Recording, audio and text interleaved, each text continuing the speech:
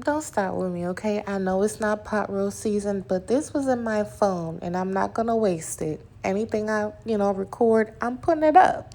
But let's make set it and forget it pot roast. Those are the ingredients right there.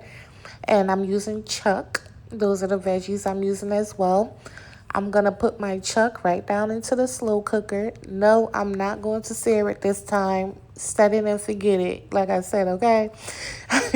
Welcome back to Misha's Corner. I didn't even say hi to y'all. I got straight into it, huh?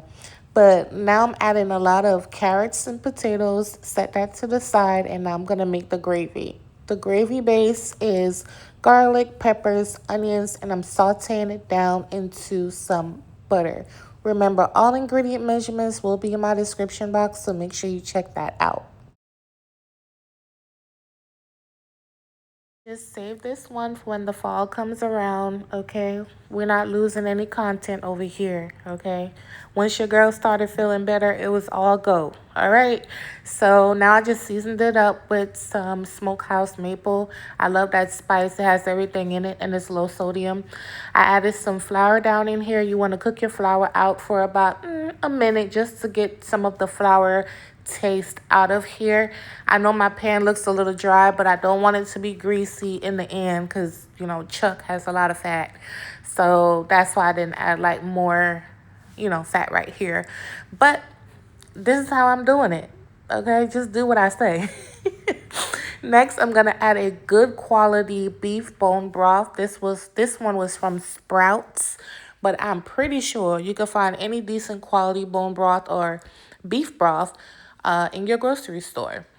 So look at me. I told y'all I'm on it, okay? I record for all platforms. You should be following me on social media if you got questions, requests, or you just want to follow me and see what I'm doing. And yeah, that's the beef bouillon base. I don't have the exact name for it right now, but I already told y'all it's going to be in my description box. Next, I'm going to add some low sodium soy sauce. And that's the sauce, okay? But last minute, I decided to add some sun-dried tomatoes just for like a little pop and like a little bit of sweetness. And so I put a little bit of that in there, and that's the gravy. Don't use too much of that beef base because you can oversalt your gravy. That stuff is strong.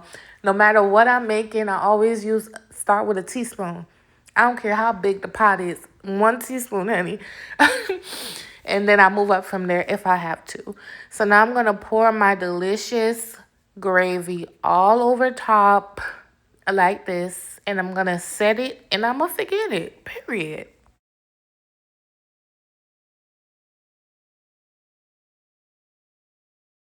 All right, so this is what it looks like. Y'all, look how good this pot roast looks. Now I want some pot roast, honey, but not right now in Texas, honey, because the heat said no.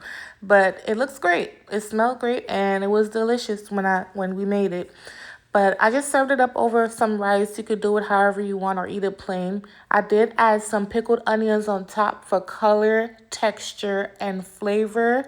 To add a little brightness, freshness to the dish. Y'all know I love me some pickled onions, honey. I stay using them and making them. I make them every week. Well, thank you guys so much for watching. I love you for your support. And I'll catch you on my next short video, okay? Because I drop one every day. And I'll catch you on my next one. Bye.